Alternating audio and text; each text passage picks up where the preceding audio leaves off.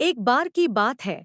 एक छोटे से गांव में रामू और श्यामू नामक दो अच्छे मित्र रहते थे। दोनों दिन रात साथ रहते, खेलते और काम करते थे। एक दिन गांव के पास एक घना जंगल था जिसमें एक दुर्लभ और बहुमूल्य फूल उगता था। गांव वालों ने सुना था कि उस फूल को किसी ने कभी देखा नहीं, लेकिन उसका पाना बड़ा कठिन काम है। रामू और श्यामू ने तय किया कि वे उस फूल को खोजने जाएंगे। वे दोनों जंगल की ओर चल पड़े। जंगल में जाने के बाद उन्होंने देखा कि रास्ता बेहद कठिन था और जंगल के बीच में एक गहरा दलदल था।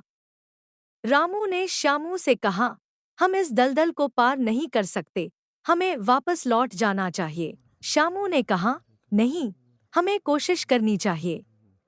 यह हम दोनों के लिए एक बड़ी चुनौती है। दोनों ने दलदल पार करने की योजना बनाई।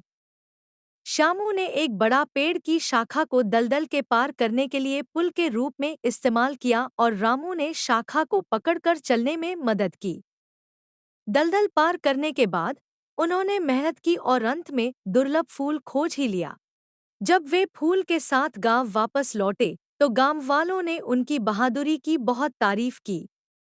रामू ने कहा, यह सब श्यामू की मेहनत और दोस्ती की वजह से संभव हुआ। अगर वह मेरे साथ नहीं होता तो मैं अकेले यह काम नहीं कर पाता। इस कहानी से यह सीखने को मिलता है कि सच्ची मित्रता में सहयोग और समर्थन सबसे महत्वपूर्ण होते हैं। सच्चे मित्र एक दूसरे की मदद करते हैं और मिलकर हर मुश्किल का सामना करते हैं।